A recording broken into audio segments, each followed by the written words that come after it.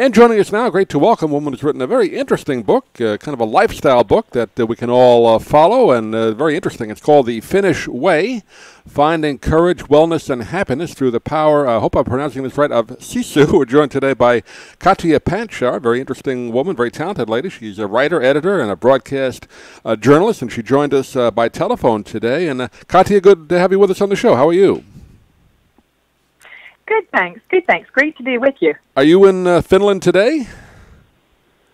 I'm actually in New York today for the launch of the U.S. edition of the book. Oh, good. Okay, I wasn't sure because I know you kind of lived in different places. You were raised in Canada.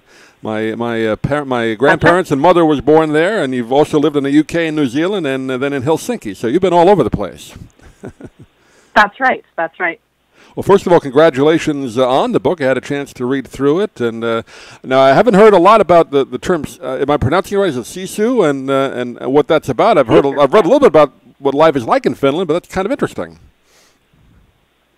Yeah, yes, you pronounced Sisu absolutely correctly, and it's a 500-year-old national concept that roughly translates to grit, fortitude, perseverance. And it has a lot of different aspects to it. I think there are traditional examples that refer to great historical and sporting feats. Things that happened against all the odds. I don't know if you want me to go into those or not. If we have the time. Oh, sure. Yeah, we got a couple of minutes. Sure. But yes. Okay. Good. Well, the most common one, of course, is Finland's victory in remaining sovereign over the Soviet Union during the Winter War.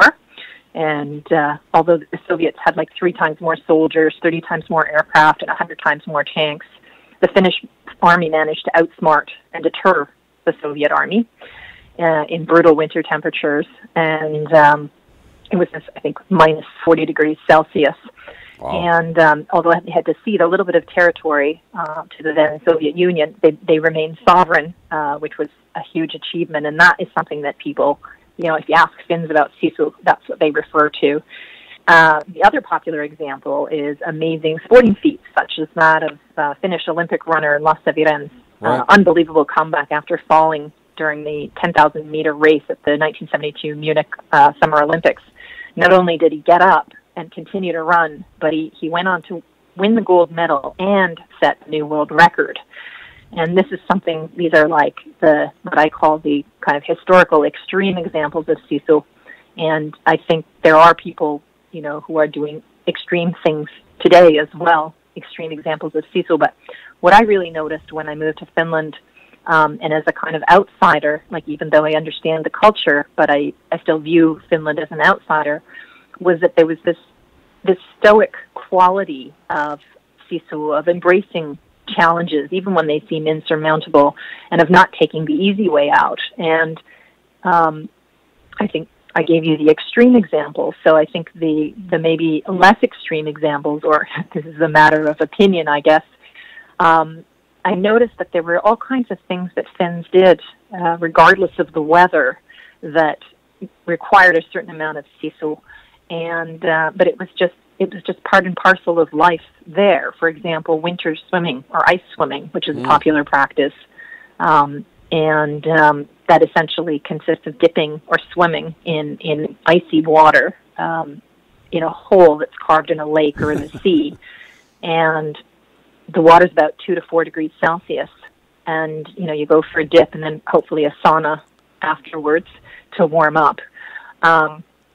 And this kind of thing, this mustering up the courage to do something difficult and seemingly unpleasant, because the water is really cold, to me seemed like a perfect example of Sisu. And then the great surprise, of course, is that for people who get hooked on winter swimming and who try it, is that it just makes you feel great. You feel energized and exuberant, and the immersion in the icy water releases all the so-called happy hormones. And there are all kinds of health benefits as well, because cold water enhances blood circulation and burns calories, and the immune system gets a boost, and so on.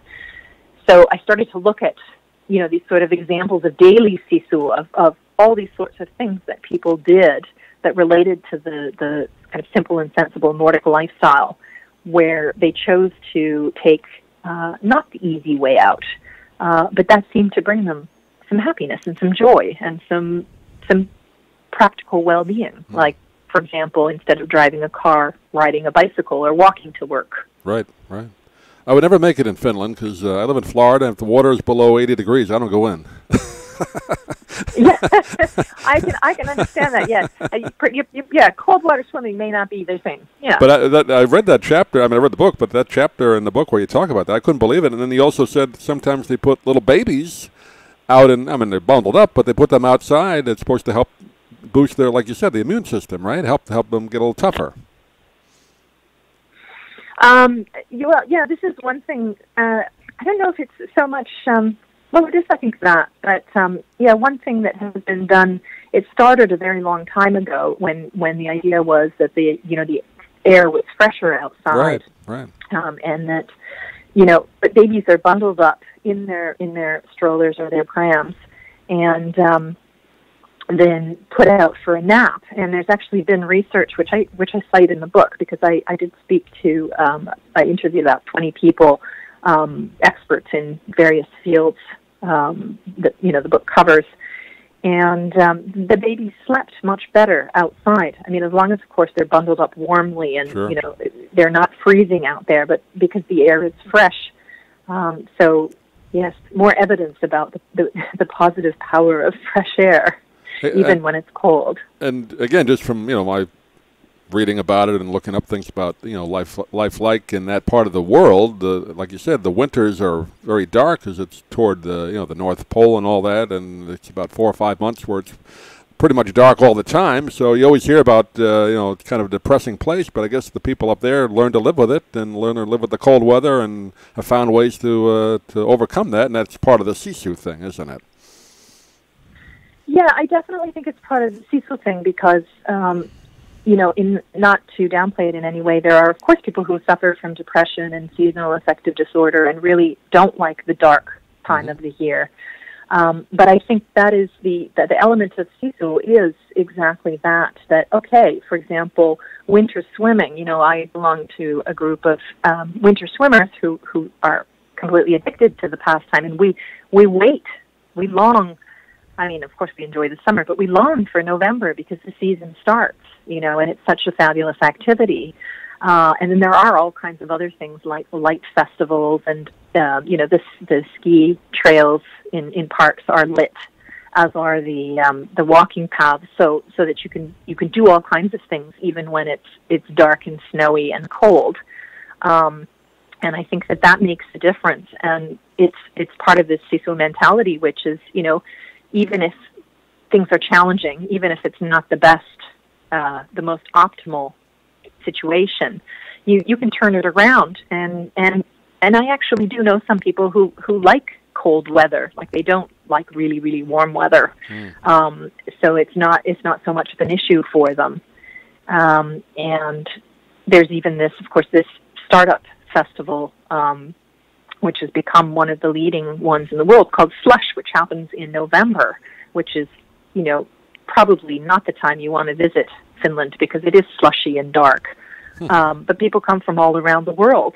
And to me, that's another good example of, let's turn this around and use something that's not optimal or that's challenging and turn it to our benefit. Use a little Sisu. I know we don't have about a minute and a half left, but again, you talk in the book about the healthy eating, the Nordic diet, which is a very healthy diet. We'll let the audience read about that, but I just want to ask you one more question before we have to wrap up. You were raised in Canada, because that's known for being cold weather. Was there a lot of difference for you going to Finland as far as that goes? I guess there must have been, right? Well, I grew up in Vancouver, and then I lived in Toronto. Toronto has weather that's more similar in terms of the cold to Finland. But I think, part of it was perhaps my own personal journey in that I just had never been aware of how important it was, to be active and to do all these different things. I do think the lifestyle is slightly different in that, if I lived in North America, I probably would spend several hours a day in a car, right? Just because of the logistics. I don't think it's that different, but I think my journey, I discovered all of these different things. and thought that they would be worth sharing, because there were, the diet culture and the exercise culture and the consumer culture, and there were enough differences that they were worth highlighting. Yeah. Well, give out your website. Katja Pantzar has been our guest. The name of the book is The Finnish Way. And do you have a website you can direct people to? I do, and it's my name, www.katjapantzar.com, and I'm on Instagram and Facebook and Twitter, and there you go. Great. Katja, pleasure talking to you. Hopefully we can do it again. Thanks for being with us today. Thank you so much. It was a pleasure.